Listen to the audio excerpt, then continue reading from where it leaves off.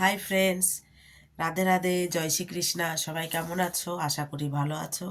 আজ আমি আপনাদের সামনে এমন কিছু বলতে চলেছি যেটা আপনারা, ছোট্ট একটা টিপস যেটা করলে আপনারা হয়ে যাবেন মালামাল।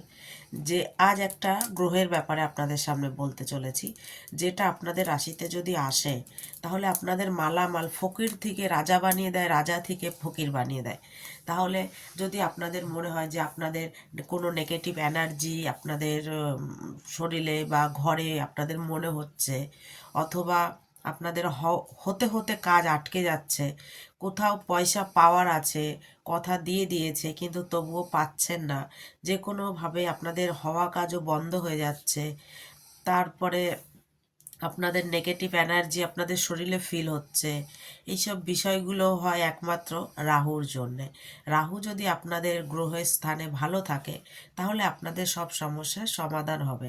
তার জন্য আপনাদের কিছু ছোট্ট উপায় করতে হবে, যেটা করলে আপনারা হয়ে যাবেন মালামাল। আর তার জন্য আপনাকে এই ভিডিওটা প্রথম থেকে শেষ অবধি পুরোটা দেখতে হবে, স্কিপ করলে চলবে না বন্ধুরা।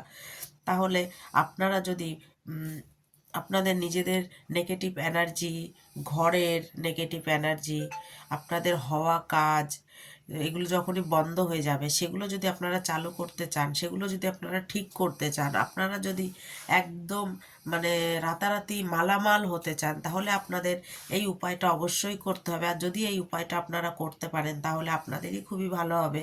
তার জন্য আপনাদের এই টিপসটা করতে হবে। আপনাদের কিছুই না, সামান্য একটা কিছু করতে হবে, কিন্তু আপনাদের এই গ্রহটাকে আপনাদের ঠিক রাখার জন্য, এই গ্রহটাকে আপনাদের খুশি রাখার জন্য আপনাদের ঠিক কিছু কাজ করতে হবে। যদি আপনারা করতে পারেন নিয়ম মেনে প্রতিদিন, তাহলে আপনারা মালামাল হয়ে যেতে পারেন।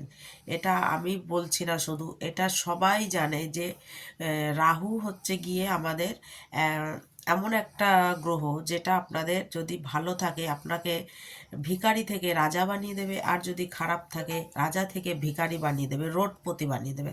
আর সে যদি ভালো হয় আপনাদের একদমে রাতারাতি আপনাদের রাজা বানিয়ে দেবে। তার জন্য আপনাদের কি করতে হবে, ছোট্ট একটা মাটির প্রদীপ নিতে হবে, যে কোনো প্রদীপ, যে কোনো আপনারা দোকানে, দশকর্মার দোকানে পেয়ে যাবেন। একটা ছোট্ট মাটির প্রদীপ নেবেন, তাতে একটা লবঙ্গ নেবেন, একটা ইলাইচি নেবেন, লবঙ্গটা যেন ফুলওয়ালা হয়, একটা লং, একটা সবুজ রঙের এলাইচি, আর একটু কর্পূর নেবেন, আর একটু দারচিনি, এতটুকু একটু দারচিনি নেবেন। নিয়ে ওটাকে বিকাল বেলায় করতে হবে, আপনাদের বাথরুম ওয়াশরুমে আপনাদের এটাকে করতে হবে। ওটাকে নিয়ে গিয়ে আপনি জ্বালিয়ে দেবেন, 5 থেকে 10 মিনিট ওটা জ্বলবে। তারপরে রোজ ওটাকে রেগুলারলি করতে হবে। আর তারপরে আপনারা দেখবেন আস্তে আস্তে আপনাদের এই নেগেটিভ এনার্জিটা শেষ হবে।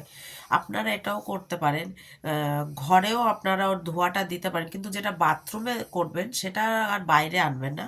আপনারা ঘরে আলাদাভাবে আর একটা প্রদীপে ওটা জ্বালাতেই পারেন, ওই ধোঁয়াটা সব জায়গায় দেবেন। দেখবেন আপনাদের আস্তে আস্তে রাহু স্থানটা ভালো হবে। তারপরে আপনারা দেখবেন কেমনভাবে মালামাল হয়ে যান। আজকের এইটুকু আচুক উপায় অবশ্যই আশা করি আপনাদের ভালো লাগবে। আর ভালো লাগলে অবশ্যই লাইক কমেন্ট শেয়ার করে দিও।